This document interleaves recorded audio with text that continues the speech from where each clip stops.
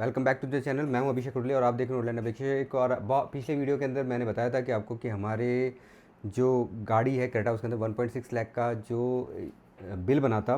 तो बहुत से लोगों ने ये पूछा था कि आपको बहुत सारे कमेंट्स भी आए कि आपको इतना बड़ा बिल क्यों आया, कैसे हुआ।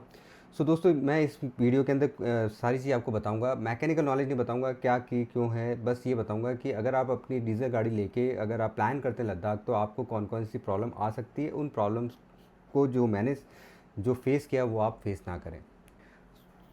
तो दोस्तों, शुरुआत कहाँ से हुई थी? तो दोस्तों, मैंने जब लद्दाख के अंदर ट्रिप में थे तो हमें बार बार इंजन लाइट आ रही थी। तो बार बार इंजन लाइट आ रही थी तो हम ये बार बार सर्विस सेंटर जा रहे थे, सर्विस सेंटर पे कॉल कर रहे थे। सर्विस सेंटर वाले यही कह रहे थे कि आप इसको फोर्सफुली रिजनरेशन कर लीजिए। अब क्योंकि हमें फोर्सफुली रिजनरेशन इसलिए करना पड़ रहा था क्योंकि हमारा जो मैनुअल रिजनरेशन है और जो ऑटो रिजनरेशन है वो कॉल ही नहीं हो रहा था, बस एक चेक इंजन लाइट कॉल हो रही थी।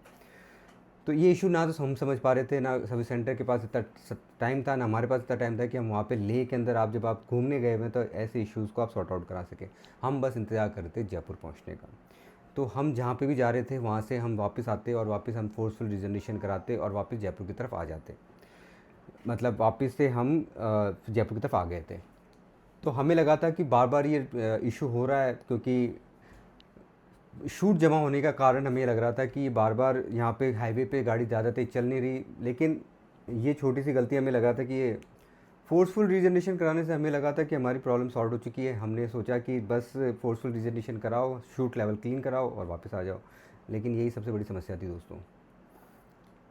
जैसे ही मैं जयपुर पहुंचा, जयपुर पहुंचते ही मैंने सबसे पहले हुंडई सर्विस सेंटर पे मेरी गाड़ी भेजी। तो सबसे पहले गाड़ी चेक भेजते ही मेरी गाड़ी का इंस्पेक्शन हुआ, गाड़ी चेक हुई तो गाड़ी के अंदर पता पड़ा कि मेरा ईजीआर वॉल्व पूरी तरह से ब्लॉक्ड है। आप देख रहे होंगे वीडियो इस फोटोज़ पे, पूरा का पूरा ईजीआर वॉल्व ब्लॉक है मेरा। और ईजीआर ब्लॉक होने के बाद उसकी क्लीनिंग करवाई। जो क्लीन कराने की कॉस्टिंग होती है ईजीआर की, वो होती है 1100 टू 1500 के बीच में आपकी, जिसमें आपकी ईजीआर वॉल और जो इंजेक्टर्स होते हैं वो दोनों क्लीन होते हैं। ठीक है, वो क्लीन कराते ही मेरी गाड़ी के अंदर से जो चेक इंजन लाइट थी वो चली गई थी और उन्होंने मुझे वापस गाड़ी भेज दी सर्विस सेंटर ने। गाड़ी भेजने के बाद मैंने गाड़ी को वापस 2-3 दिन चलाया और 2-3 दिन चलाते ही वापस से हमारे पास वो चेक इंजन लाइट वापस आ गई। तो चेक इंजन लाइट वापस आने के बाद मैंने फिर उस चेक इंजन लाइट के बाद वापस गाड़ी को सर्विस सेंटर भेजा। सर्विस सेंटर ने रिपीटिव इंस्पेक्शन किए और फिर उन्होंने एक बम फोड़ दिया कि आपका डीपीएफ चॉक्ड है, आपका कैटलिक कन्वर्टर रिप्लेस होगा। मेरे होश उड़ गए क्योंकि दैट कॉस्ट 1.2 लाख दोस्तों।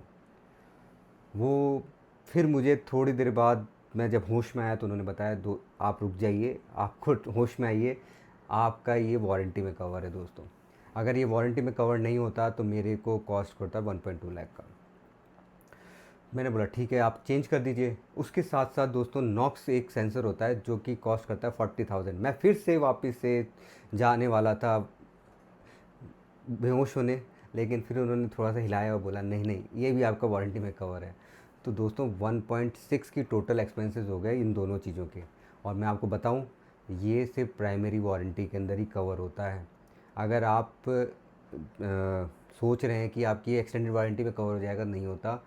तो आपको ये ध्यान रखना है हमेशा कि DPF will change only in your primary warranty. ठीक है दोस्तों, फिर वापस गाड़ी वापस आ चुकी थी। मैं वापस से खुश, मैं गाड़ी चला रहा हूँ। मैं इसको लेके निकल गया दोस्तों खाटू श्याम जी के लिए। खाटू श्याम जी के जाते वक्त ही मेरे साथ एक और हाथ प्रॉब्लम प्रॉब्लम हुई कि मैंने गाड़ी जैसे 90 to 100 किलोमीटर्स चले, गाड़ी के अंदर ऐसा लगे जैसे कि मैं कोई स्पोर्ट्स कार चला रहा हूँ। इतनी ज़्यादा इंजन नॉइज़, इतनी ज़्यादा मेरे मतलब क्लच हार्ड, क्लच के अंदर से मतलब जो इंजन के अंदर से ऐसी भयंकर आवाज़ आने लग गई जैसे मुझे लगने लग गया कि पता नहीं मैंने क्या बड़ी बड़ी गलती कर दी लद्दाख जाके दोस्तों। फिर मैं वापस से पिछले वीडियो में आपने देखा था, मैं इंस्पेक्शन के लिए लेके गया हूँ गाड़ी को। और वहाँ पे मुझे पता पड़ा कि आपकी मेरी गाड़ी के अंदर जो सेकेंडरी क्लच सिलेंडर वॉल होता है वो चौक हो चुका है और साथ में क्लच भी मेरे ख़राब हो चुके हैं और प्रेशर प्लेट भी ख़राब हो चुकी है। और वो कॉस्ट करता है 11,000 रुपीज़, क्लच और प्रेशर प्लेट का जो चेंज का खर्चा होता है दोस्तों। और जो मेरे क्या बोलते हैं जो सेकेंडरी सिलेंडर है क्लच वाला, दैट कॉस्ट 12,000। और मैं बेहोश होने वाला वापस था दोस्तों। लेकिन फिर उन्होंने मेरे को वापस से उठाया और बोला कि ये आपको सिर्फ क्लच का पैसा देना है, बाकी सब कुछ कवर्ड है। क्लच का पैसा मतलब 7000 कॉस्ट पड़ेगा दोस्तों।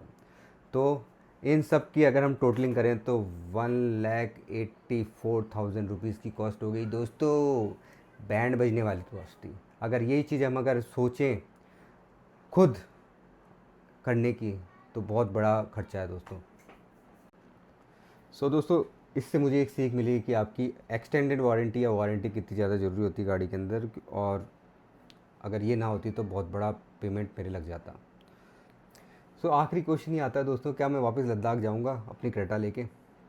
तो बिल्कुल मैं क्रेटा लेके जाऊंगा लद्दाख दोस्तों, क्योंकि छोटी छोटी चीज़ें ये आपकी खुद की, ये मैकेनिकल चीज़ें ये होती रहती गाड़ी के अंदर, और इन चीज़ों की वजह से डरना नहीं है। ये वीडियो मेरा बनाने का कारण एक ही था कि आपको ये बताना कि अगर आप वापस से कभी अपनी गाड़ी लेके, डीजल गाड़ी लेके लद्दाख जाने की प्लान करते हैं तो आपको नॉर्मल सर्विस करा के आप नहीं निकलना कभी भी। आपको हमेशा ध्यान रखना है कि आपको अपना EGR वॉल चेक करवाना है गाड़ी का, आपको DPF चेक करवाना है गाड़ी का, आपको नॉक सेंसर चेक करवाना है गाड़ी का। उसके बाद ही आप अपनी ट्रिप प्लान करें, निकलें लद्दाख के लिए, क्योंकि अगर इनमें से कुछ भी चीज़ इशू आई तो आपको बहुत बड़ी प्रॉब्लम आई। तो ये एक इन्फॉर्मेटिव वीडियो था दोस्तों जो आपके लिए बनाया था मैंने। जो मैंने प्रॉब्लम्स फेस करी वो मैं आपको मेरे वीडियो में आपके ज़रिए आपको ये प्रॉब्लम फेस ना करना पड़े, इसके लिए मैंने वीडियो बनाया था। होपफुली आपको वीडियो अच्छा लगा होगा। अगर वीडियो अच्छा लगे तो वीडियो को लाइक करिएगा, चैनल को सब्सक्राइब करिएगा और जितना हो सके शेयर करिएगा। और नेक्स्ट वीडियो में मैं आपको बताऊंगा दोस्तों कि पूरा लद्दाख आप प्लान करते हैं तो लद्दाख में एक्चुअल एक्सपेंसेस कितना होता है आप अपनी क्रेटा लेके जाते हैं तो, और वहाँ पे आपको क्या क्या चीज़ें, प्रैक्टिकल प्रॉब्लम्स क्या क्या आपको फेस करनी पड़ेगी और आपको उसके लिए प्रिपेयर कैसा होना पड़ेगा। तो ये सारे क्वेश्चन का आंसर्स आपको नेक्स्ट वीडियो में मिलेगा दोस्तों, और वेट कीजिएगा नए वीडियो के लिए। जब तक के लिए मिलते हैं। जय हिंद, जय भारत।